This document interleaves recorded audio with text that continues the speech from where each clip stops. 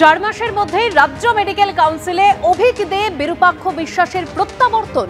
রাজ্য মেডিকেল কাউন্সিলে ফেরানো হলো অভিক দে বিরূপাক্ষ বিশ্বাসকে।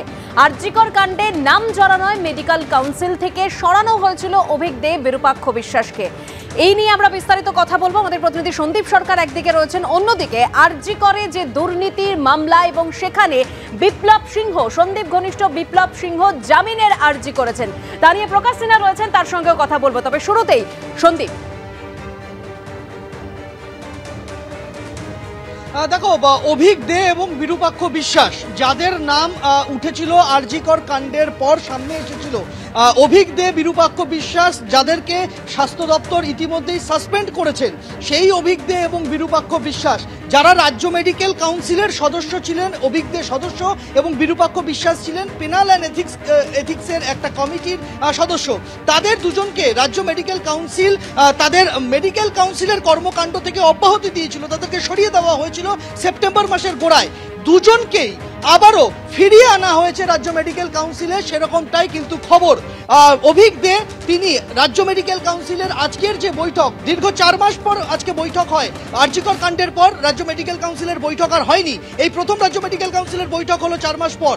সেই বৈঠকে হাজির ছিলেন অভিক দে এবং বিরূপাক্ষ বিশ্বাসের বিরুদ্ধেও যে পদক্ষেপ নিয়েছিল রাজ্য মেডিকেল কাউন্সিল তা প্রত্যাহার করা হয়েছে বলে জানিয়েছেন রাজ্য মেডিকেল কাউন্সিলের সদস্য এবং উত্তরবঙ্গ লবির একটা অন্যতম গুরুত্বপূর্ণ মাথা বলে যার পরিচয় সেই চিকিৎসক সুশান্ত রায়।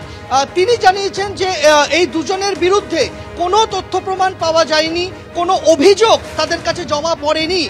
তাহলে কেন সরানো হয়েছিল? তার বক্তব্য, সুশান্ত রায়ের বক্তব্য যে আরজিকর কাণ্ডের সময় এমন পরিস্থিতি তৈরি হয়েছিল, তাই এদের দুজনকে সরাতে বাধ্য হয়েছিল রাজ্য মেডিকেল কাউন্সিল। কিন্তু এখন 4 মাস পর তাদের বিরুদ্ধে সেভাবে কোনো তথ্য প্রমাণ পাওয়া যায়নি তাদের অপরাধের, তাদের অভিযোগের, সে কারণে তাদেরকে আবারও ফিরিয়ে আনা হয়েছে রাজ্য মেডিকেল কাউন্সিলে। এবং সন্দীপ ঘোষ, যার রেজিস্ট্রেশন নাম্বার বাতিল করেছিল রাজ্য মেডিকেল কাউন্সিল, এক্ষেত্রে সন্দীপ ঘোষের ক্ষেত্রেও কি তারা এরকম কোনো পদক্ষেপ নিতে চলেছেন? সুশান্ত রায়ের বক্তব্য, ইতিমধ্যেই আদালতে গিয়েছেন সন্দীপ ঘোষের স্ত্রী। আদালত রাজ্য মেডিকেল কাউন্সিলের কাছে জানতে চেয়েছেন যে কোন গ্রাউন্ডে সন্দীপ ঘোষের রেজিস্ট্রেশন নাম্বার রদ করা হয়েছে। সে বিষয়ে মেডিকেল কাউন্সিল আলোচনা করে সিদ্ধান্ত নেবে এবং তার পরিপ্রেক্ষিতে মেডিকেল কাউন্সিল যা সিদ্ধান্ত নেবে সেটা আদালতকে তারা জানিয়ে দেবেন সন্দীপ ঘোষ ইস্যুতে।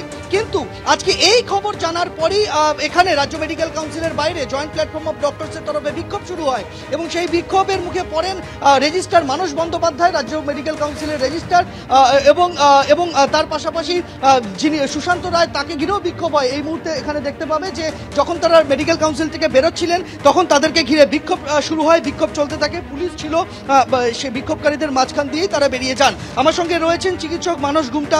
মানসবাবু, অভিক এবং বিরূপাক্ষ দুজনের প্রত্যাবর্তন রাজ্য মেডিকেল কাউন্সিলে আপনারা কিভাবে দেখছেন? আপনারা বিক্ষোভ দেখালেন কেন আজকে?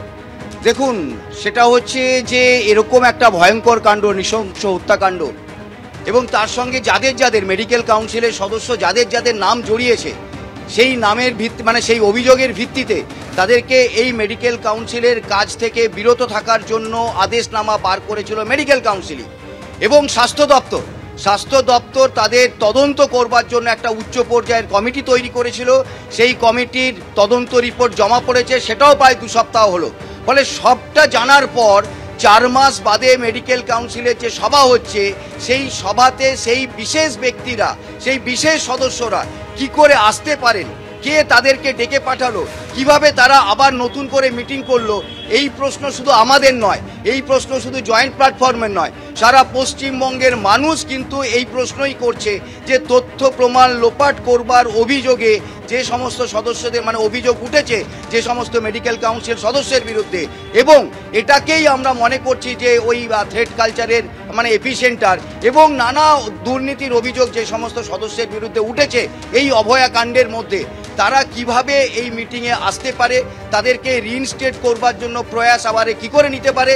এবং আমরা আবারও বলবো, এই স্বাস্থ্য দপ্তর কিন্তু তারাই কিন্তু তদন্ত করবার জন্য উচ্চ পর্যায়ের কমিটি করেছিল, সেই রিপোর্ট জমা পড়েছে, সেই রিপোর্ট কি হলো, কি ব্যবস্থা তাদের বিরুদ্ধে। সন্দীপ, তুমি আমাদের সঙ্গে থাকো।